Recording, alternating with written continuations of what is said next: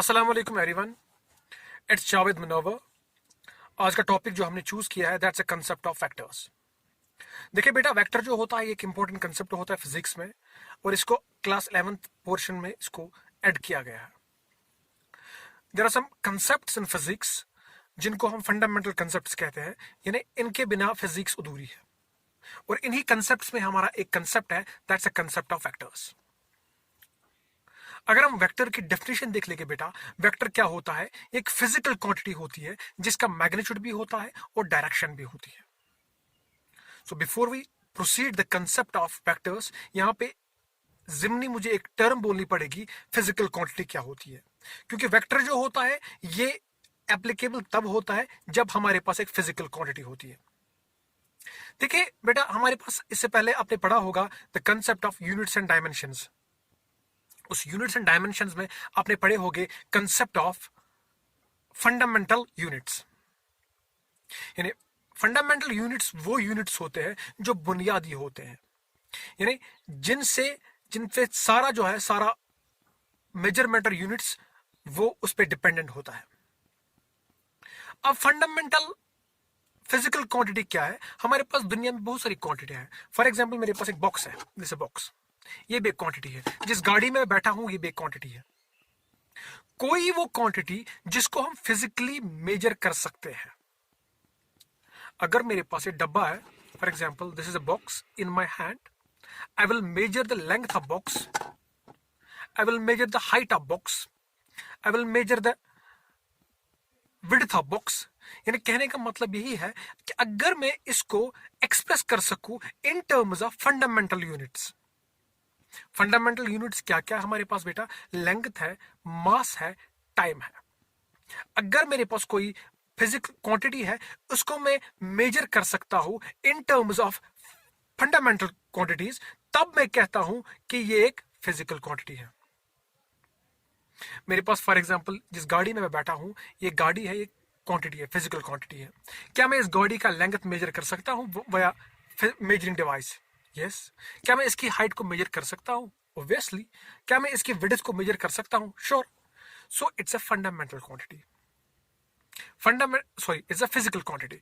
Physical quantity वो क्या होते हैं बेटा? फिजिकल क्वांटिटी वो क्वांटिटी होती है जो हम फिजिकली किसी मेजरिंग डिवाइस से इसको मेजर कर सकते हैं।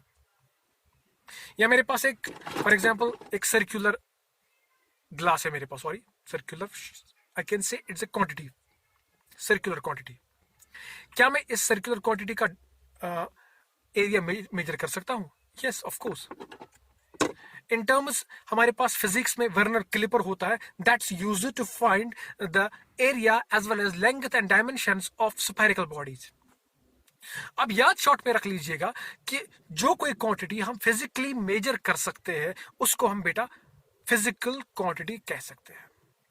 नाउ फिजिकल क्वांटिटी के बुनियादी पे है हमारा कंसेप्ट ऑफ वेक्टर है। देख लीजिए बेटा, वेक्टर क्या होते हैं। अन्य अगर डेफिनेशन देख लेंगे वेक्टर की डेफिनेशन सिंपली क्या है बेटा? वेक्टर की डेफिनेशन सिंपल है, any physical quantity having both dimension, having both magnitude as well as direction is called a vector. Any physical quantity having both direction as well as magnitude is called as vector. यानी अगर कोई physical quantity है, for example एक गाड़ी है, इस गाड़ी की कुछ लेंथ है, ठीक है, तो इसमें क्या है? इसका मैग्नीट्यूड है। कौन सा मैग्नीट्यूड है? लेंथ है, मैग्नीट्यूड। ये गाड़ी जो है, ये इसकी प्लेस जो है, it's directed from north to south, यानी इसका जो अलाइनमेंट है इट्स अ प्रॉपर अलाइनमेंट, ठीक है। So I can say this is a vector car. ये कार है जो टिपिकली हम इसको कह सकते हैं कि ये एक वेक्टर है। सो कहने का मतलब यही है, वो क्वांटिटियां बेटा जिनको बोथ होता है, डायरेक्शन भी होती है और मैग्नीट्यूड भी होता है, उनको हम सिंपली बेटा वेक्टर क्वांटिटी कहते हैं, ठीक है।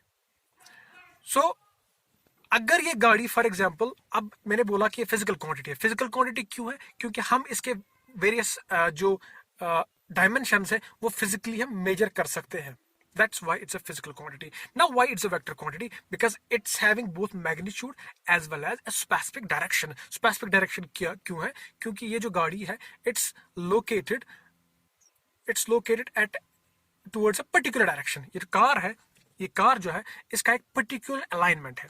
अगर ये गाड़ी आगे चलेगी इन स्ट्रेट लाइन में चलेगी, तब ये वेक्टर है. लेकिन जो ही इस गाड़ी ने अपना डायरेक्शन बदल लिया है, तब ये वेक्टर क्वांटिटी नहीं बल्कि स्केलर क्वांटिटी बन जाएगा बेटा. ठीक है बेटा.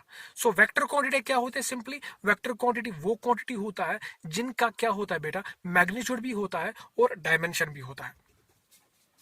ठीक है. सो वेक्टर क्वांटिटी का अगर आप डेफिनेशन देख लेंगे, simply vector quantity, physical quantity having both magnitude as well as direction.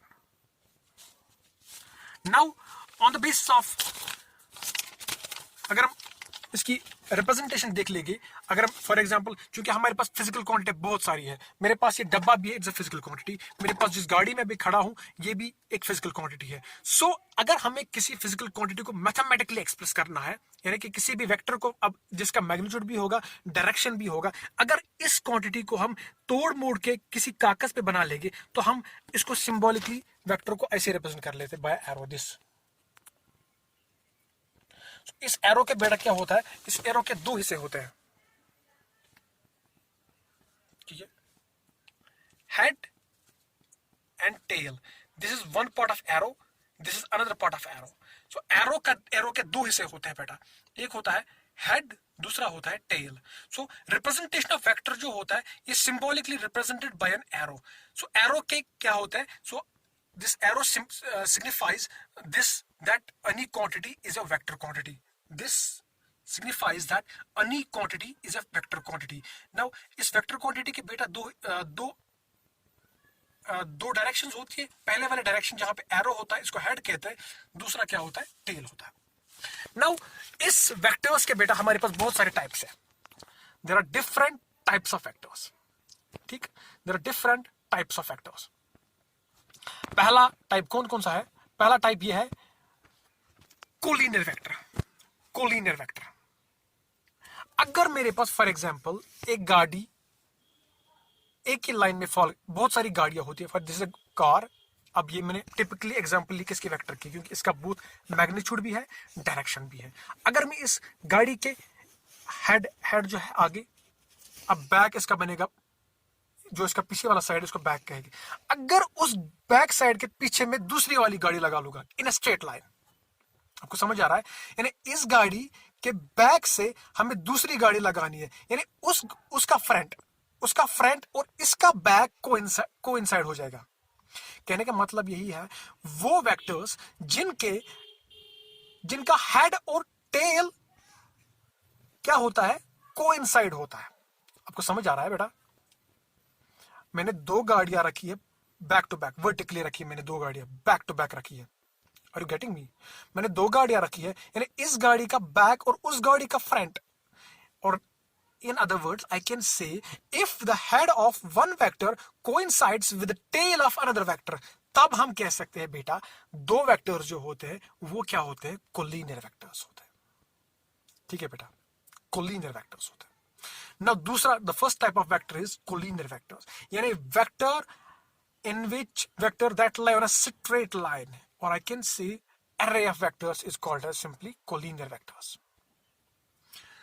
So इस collinear vector के बाद हमारे पास दूसरा एक वेक्टर होता है बेटा, they are called parallel vectors. Parallel vectors. Now मैंने टिपिकली ये कार एक वेक्टर का एग्जांपल लिया है. अगर इस कार के साइड में भी दूसरी कार लगा लूंगा, आर यू गेटिंग मी?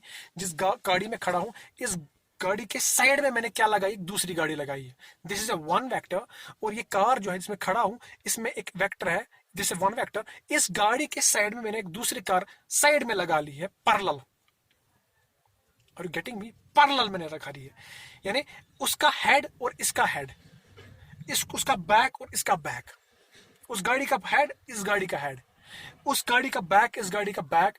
अगर मैं इनके दरमियान एक लाइन डालूंगा, स्ट्रेट लाइन डालूंगा, for example this is one vector, this is another vector, इनका ऐसे रहेगा, यानी कि angle between head to head और angle between tail to tail, angle between head to head and angle between tail to tail is 0.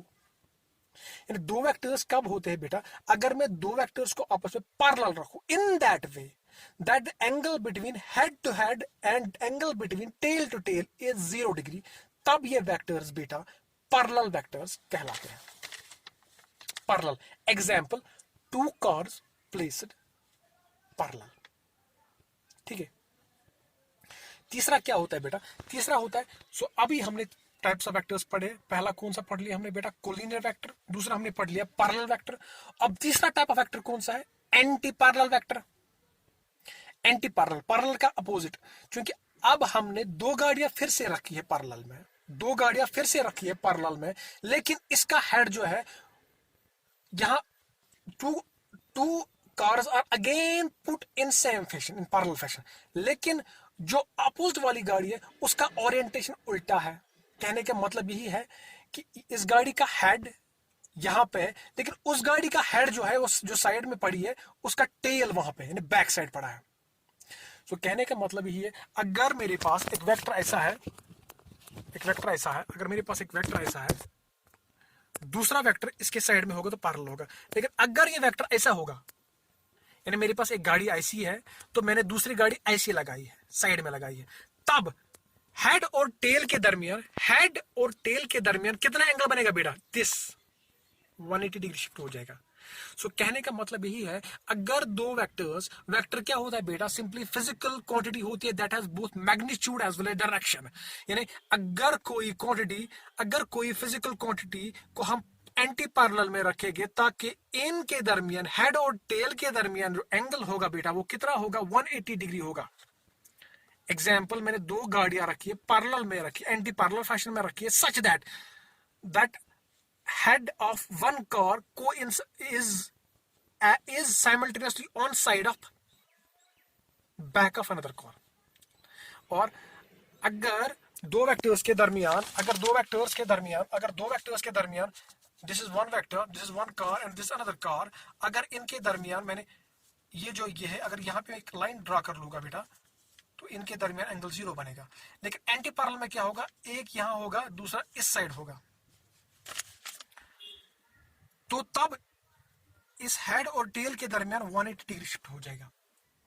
तब ये anti parallel vector कहलाते हैं.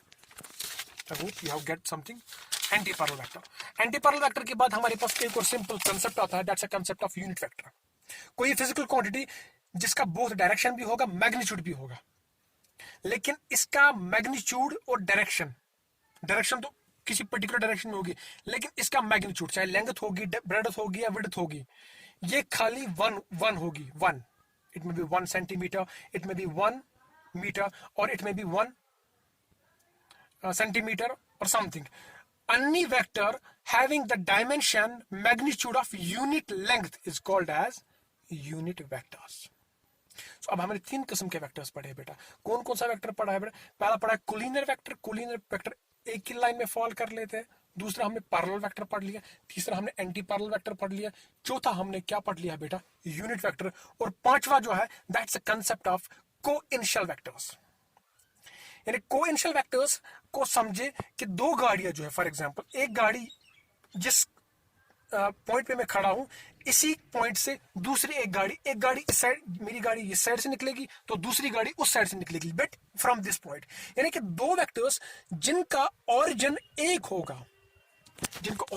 होगा, हमारे पास एक वेक्टर यहां पे है बेटा, दूसरा वेक्टर यहां पे है, यानी दो vectors having same starting point.